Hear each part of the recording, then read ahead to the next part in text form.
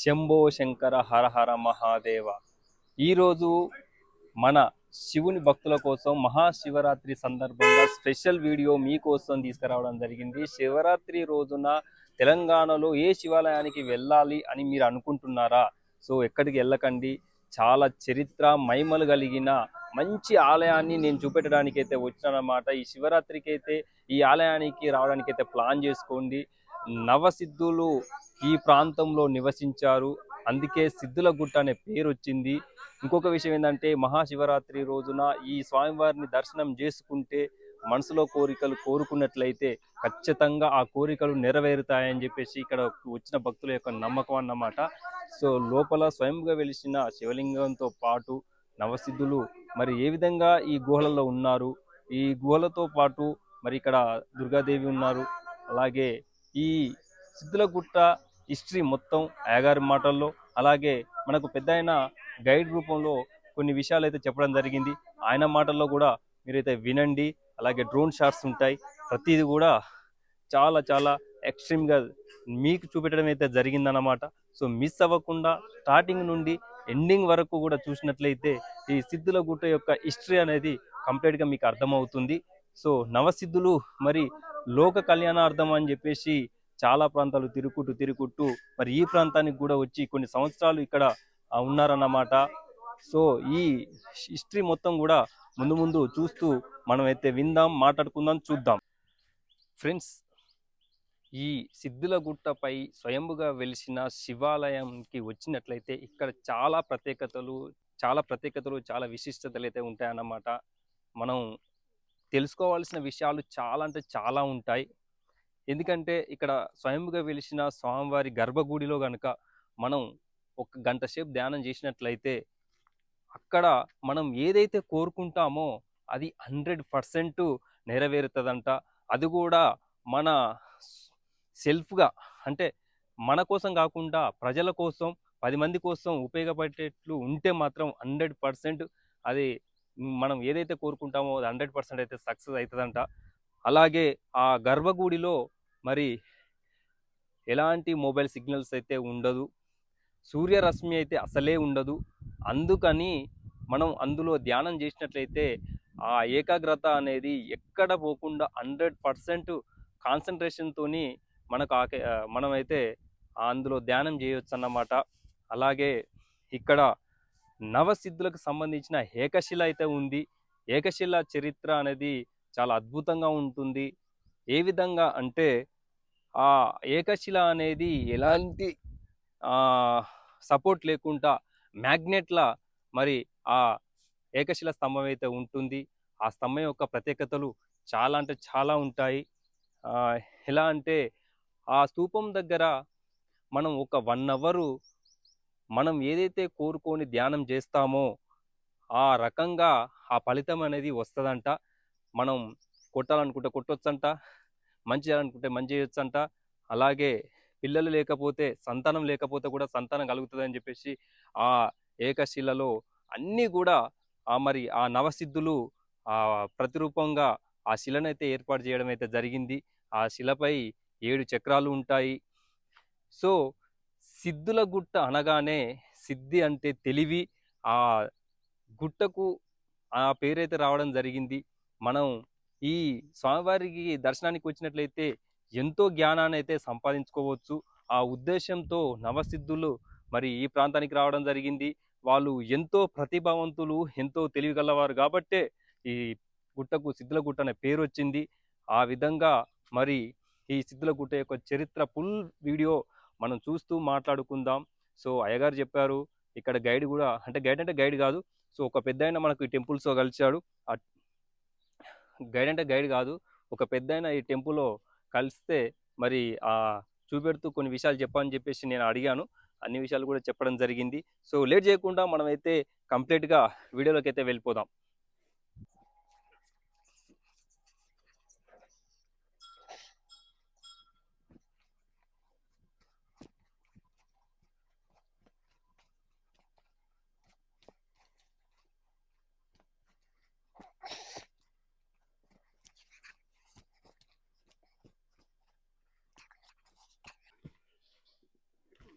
ప్రత్యక్ష లింగాలనే సార్ అవి మనకు కనిపించాయి, ఆ, లోపల ఉంటాయి. కాస్కర్ పోవాలంటే కష్టం అవుతుంది. అంతేనా? ఉన్నాయి లోపల లింగాలనే ఇంకా. లింగాలా? అవును, ఆహా. ఎక్కడ ఉంటాయి అవి? ఇలా లోపల ఉన్నాయి. లోపల ఉంటాయి. అలా పోరాదు, కష్టం సింహ చీకటి ఉంటుంది. ఆహా, ఓకే. ఎన్ని లింగాలు ఉండొచ్చు అందులో? గట్లనే ఆడ కనిపించినట్లు ఆడవాడ కనిపిస్తారు ఉంటాయి తిరుగుతాయి. ఆహా, అంతేనా? ఇది హరిపాదాలు అన్నట్టు. ఇడి కలిసి కిందికి వెళ్ళేస్తానండి, ఆరు మురికెళ్ళి ఆహా, ఇట్లా మొత్తం తంతెలు మొత్తం కింది దాకా అక్కడ దాకా ఆహా. ఇట్లా ఇట్లా క్రాస్ ఉంటుంది. ఆ. ఏంటి ఇట్లా వెళ్తే ఏంటిది? ఇది హార్మోన్ సార్, ఇక్కడ నుంచి వస్తే వాళ్ళు ఇదే దారి ఉండనట్లు. Okay, okay. మెట్ల పూట వస్తుంటారు. మెట్ల మెట్లు ద్వారా ఇట్లా వచ్చేది లేకుండా అన్నట్టు. కానీ మెట్లు తయారు చేసినట్లు, మెట్ల అప్పట్లో ఆహా. మెట్లు తయారు చేసి మెట్ల మీదకి వస్తుంది. ఏది అప్పుడు భక్తులు? అప్పుడు అప్పట్లో భక్తులు కొత్త ఆహా. ఫస్ట్లో అప్పట్లో పురాతనంలో అప్పటి నుంచి భక్తులు మెట్ల ద్వారా రావాలంటే ఇట్లా వచ్చేది. మెట్ల దారి. ఓకే, ఇప్పుడు రోడ్ ఉంది. ఇప్పుడు రోడ్ మీకు వస్తుంది, మెట్ల దారి వస్తలేదు. Okay, okay. ఉమ్. అలా లోపల కూర సింహ చీకటి ఉంటుంది. ఆ లోపల ఇక్కడ శివలింగాలు ఉన్నాయా? అలా అలా లోపల లింగం ఉంది, ఉసుక లింగం ఉంది. అలా ఆహా, కనపడుతుంది ఏమన్నా? కనబడ లోపల కొద్దిగా కనబడతాయి. లోపల ఒక అంగాల చేయాలా ఆహా. అది ఎట్లా కోరాలు. కనబడదు. ఇది హరిపాదం. హరిపాదం. ఓకే. వీడికి వీరాన్మన్లు. ఆహా, వీరాన్మన్. వీరాన్మన్లు సార్. ఇట్లా వస్తుంది, ఇట్లనే పోతారు కానీ అన్ని ఇట్లా పట్టుకులా ఇట్లా కట్టి బాగా పబ్లిక్ వచ్చి ఇట్లా మెట్లు పెట్టేసాను, కట్టేసి ఇట్లా తీసుకుపోతున్నాను అన్నట్టు. బాగా ఇప్పుడు మనం డైరెక్ట్ ఎంట్రీ అన్నట్టు అట్లా. ఇప్పుడు మనం ఇట్లా డైరెక్ట్ పోదాం. భక్తులు వచ్చినప్పుడు మాత్రం ఇట్లా వెళ్తారు. ఇట్లా మీకు వచ్చినప్పుడు బాగా ఫుల్ పబ్లిక్. శివరాత్రి రోజు ఎక్కువ మంది ఉంటారు కాబట్టి శివరాత్రి బాగా శివరాత్రి ఇట్లా వెళ్తారు. Okay, okay.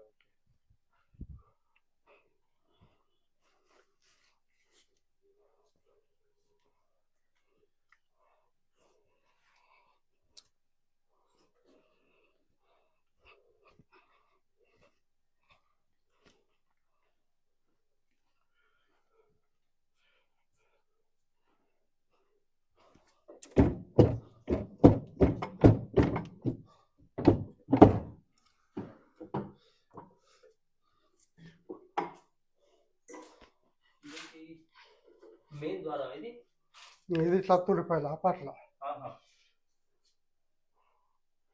ఇది హోమలింగం అంటారు. హోమలింగం. ఓకే, ఇట్లానే వెళ్ళాలా మనం? ఇట్లనే వెళ్ళాలి. ఇది స్వయంగా వెలిసిన మార్గం కదా? పైన ఇదే ఉండు ఫస్ట్ పబ్లిక్ వచ్చి ఇట్లా మీకు పెడతారు అన్నట్టు. మచ్చేంద్రనాథుడు. ఇది కాలభైరవుడు. మచ్చేంద్రుడు లోపట్లో.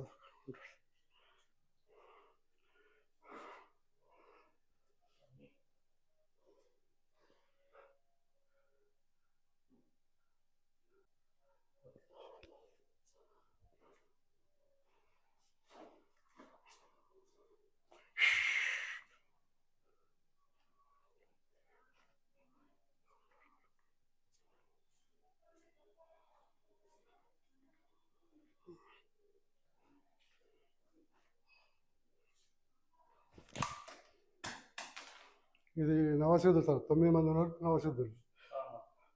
ఇక్కడ వాళ్ళు యజ్ఞం చేసుకుంటున్నారు చిన్నగా. వీళ్ళు నవసిద్ధులు సార్. ఇక్కడ నవసిద్ధులు వాళ్ళే 9. కింద విగ్రహాలు ఉంటాయి. మీరు రాగా చూసిన లేదా మరి? అది బయటకు వెళ్ళే సార్, అది బయటకు వెళ్ళేది.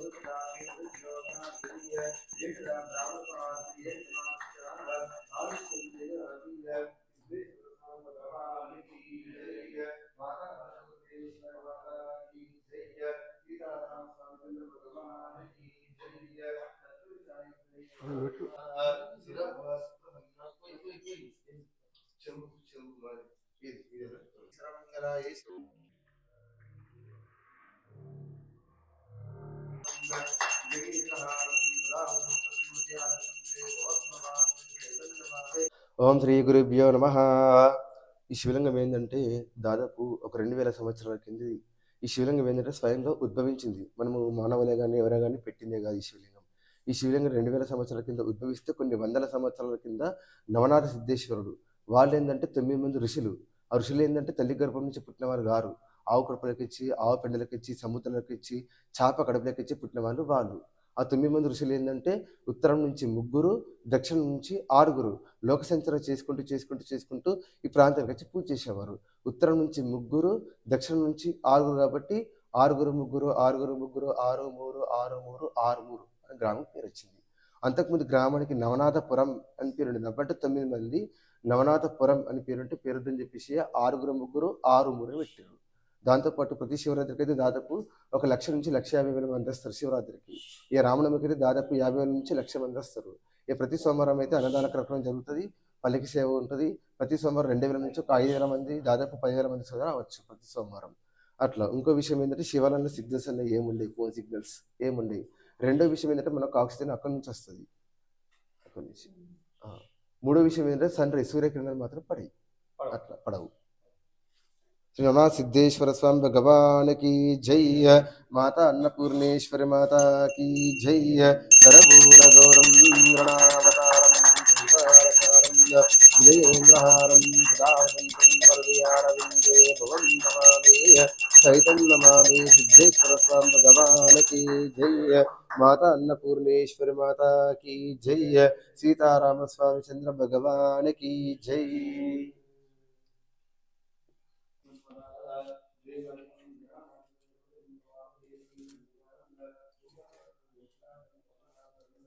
చూస్తున్నారు కదా, మనం మొత్తం వంగుకుంటూ వెళ్ళాలి. సో హైట్ తక్కువగా ఉంటుంది, లోపల అన్ని కూడా గువ్వలు మొత్తం కూడా లోపల అద్భుతంగా ఉంది. సో అంతా కూడా ఈ ఆలయానికి సంబంధించిన హిస్టరీ మొత్తం అయ్యగారి మాటల్లో అయితే విన్నాం. అలాగే మన అంకుల్ కూడా చెప్పారు. ఈ పెద్ద ఆయన మనకు స్టార్టింగ్లో కొంత ఇన్ఫర్మేషన్ ఇచ్చినారు. ఈ గుహ నుంచి లోపలికి వెళ్ళినట్లయితే మనకు ఇక్కడ దుర్గాదేవి కూడా ఉంది. సో మరి స్వామివారి దర్శనం చేసుకున్న తర్వాత లెఫ్ట్ సైడ్ నుంచి కొంచెం లోపలికి వచ్చినట్లయితే ఇక్కడ దుర్గాదేవి అమ్మవారు కూడా ఉంటారన్నమాట. సో అమ్మవారిని కూడా దర్శనం చేసుకోవచ్చు. సో వర్షాకాలంలో మాత్రం వాటర్ వస్తుంది. సో పైన కూడా చూడండి ఎంతో చాలా అద్భుతంగా ఉన్నది. 2 రాళ్ళ మధ్యలో పైన పెద్ద గుండె అయితే చూడొచ్చు అన్నమాట. సో వెలుతురు కూడా మంచిగా మనకైతే వెలుతురు కూడా పడడానికి ఈజీగా ఉంది. సో వర్షం నీరు వచ్చినట్లయితే ఈ విధంగా మనకు కింద నుంచి ఇట్లా పోయే అవకాశం అయితే ఉంటుంది. ఒక్క చుక్క కూడా ఇక్కడైతే ఆగే అవకాశం అయితే కనిపించటం లేదు. సో ఎవరైనా మీరు సిద్ధులగుట్టకు రావాలనుకుంటే మండే రోజు లేకపోతే పూర్ణిమ శివరాత్రి రోజుల్లో వచ్చినట్లయితే మరి స్వామివారి దర్శనం చేసుకుంటే అనుకున్న కోరికలు అయితే తప్పకుండా నెరవేరుతాయని చెప్పేసి ఇక్కడ నమ్మకం అన్నమాట. సో ఇదైతే దృష్టిలో పెట్టుకోండి. ఈ శివరాత్రికి మిస్ అవ్వకుండా రావండి. మరి సిద్ధులగుట్టపై ఉన్న స్వయంభుగా వెలిసిన నవసిద్ధేశ్వర శివాలయాన్ని అయితే దర్శనం చేసుకోండి. సో దుర్గాదేవిని అయితే మనం చూస్తూ ఉన్నాం. మళ్ళీ ఇటేనా? ఓకే, ఇక్కడ ఏం లేదు, ఇంతేగా.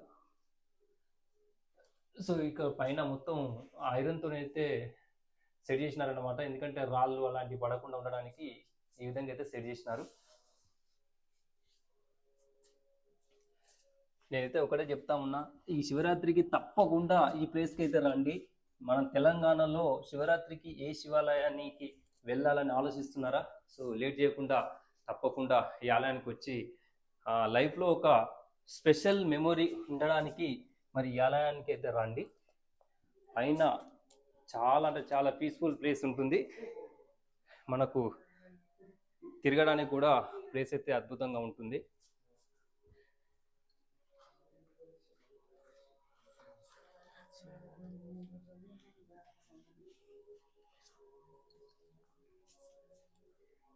సో ఇటేంటి పెద్దయినా ఇటు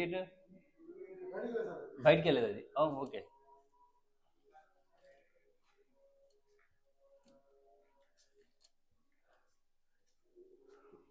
ఇది ఇక్కడ ఏంటి, అమ్మవారు ఏంటి? దత్తాద్రి. ఓకే, దత్తాద్రి అమ్మవారు. ఇక్కడ జీవ సమాధి ఎవరిది? హరిదాస్. సో ఇక్కడ చూస్తున్నారు కదా మర్రి ఏర్లు. సో పైనుంచి మొత్తం కూడా కిందికి వచ్చేసినాయి, చాలా దృఢంగా ఉన్నాయి మర్రి ఏర్లు.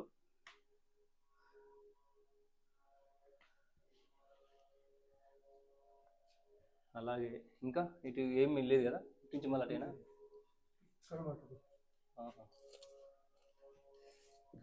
సో చాలా వంగుకుంటూ మనం బయటికి వెళ్ళాల్సి ఉంటుంది, ఈ విధంగా వెళ్ళాలి. సో ఒక పెద్ద చూడు ఎలా వంగుతా ఉండో.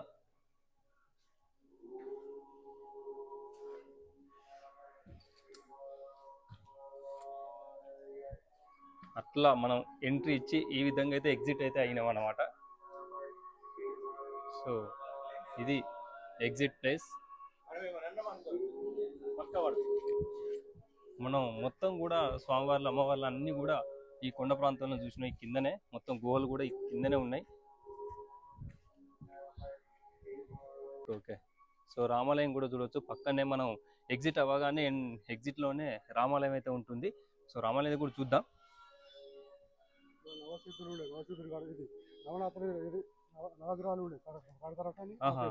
నవగ్రహాల ప్లేస్ ఇది. Okay okay.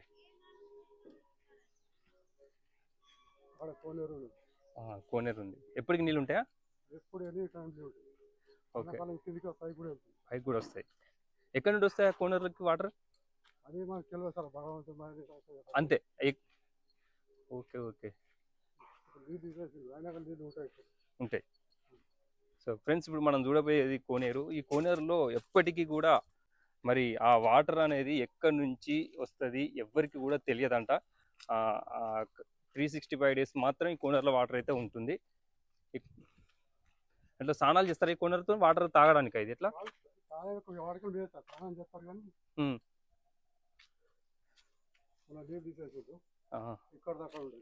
ఓకే.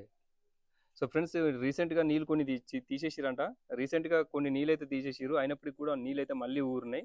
వర్షాకాలంలో నీళ్లు పైదాకా వస్తాయంట. ఇప్పుడు ఎండాకాలం అయినప్పటికీ వాటర్ అయితే అక్కడ కింది వరకు అయితే ఉన్నాయి. ఈ వాటర్ కూడా ఎన్నడూ కూడా ఇంకిపోవడం అనేది ఏం ఉండదు. ఈ వాటర్ ఎక్కడి నుండి వస్తుంది ఏందనేది ఎవరికి కూడా తెలియదు. ఇంకో విషయం ఏంటంటే, ఈ వాటర్తోనే ఇంతకు ముందు 2 ఎకరాల ఆ భూమికి ఆ నీరైతే అందించేదంట ఈ కోనేరు. మరి అంత గొప్ప అద్భుతమైన కోనేరుని అయితే మనం చూస్తూ ఉన్నాం. సో ఆ వాటర్ ఎక్కడి నుండి వస్తుంది ఏందనేది ఇప్పటి వరకు కూడా ఎవరికి కూడా తెలియని ముచ్చట. ఇక్కడ రామాలయానికి ఎదురుగా బావి అయితే చూడొచ్చు అన్నమాట. సో ఈ బావి కూడా చాలా కాలం నాటి బావి. ఒక్కసారి ఆ రామాలయం లోపలికి వెళ్ళి మరి ఆ స్వామివారిని ఆశీస్సులు అయితే తీసుకుందాం. జై శ్రీరామ్, జై శ్రీరామ్, జై శ్రీరామ్, జై శ్రీరామ్,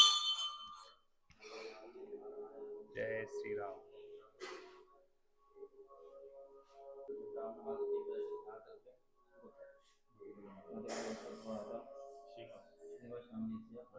దాని మీద ఫ్రెండ్స్ మరి స్వామివారి దర్శనం అయిపోయిన తర్వాత ఇక్కడ లడ్డు పులిహోర కౌంటర్ అయితే ఉంటుంది. మీకు ఎవరికైనా కావాలనుకుంటే మాత్రం ఇక్కడ 20 రూపీస్ అయితే ఛార్జ్ చేస్తున్నారు. అలాగే కొబ్బరికాయలు కూడా ఈ కౌంటర్లో అయితే దొరుకుతాయి. సో చూస్తున్నారు కదా, ఈ పక్కనే కొబ్బరికాయలు, అలాగే ఈ కౌంటర్లో వచ్చేసి స్వామివారి ప్రసాదం అయితే ఉంటుందన్నమాట. సో చూస్తున్నారు కదా, ఇక్కడ చాలా మంది free wedding shoots, free shoots అయితే చేసుకోవడానికి ఇక్కడికి అయితే వస్తారన్నమాట. ఇది చూడొచ్చు పాలగుండం. ఇక్కడ నుంచి మనం చూసినట్లయితే ఊరైతే బాగా కనిపిస్తుంది. నేనైతే డ్రోన్ షాట్లో చూపెట్టడం జరిగింది. సో మీరు ఈ కొండ చుట్టూ కూడా విలేజ్ అయితే అద్భుతంగా కనిపిస్తుంది. డ్రోన్ విజువల్స్ అయితే మీరు చూడొచ్చు అన్నమాట.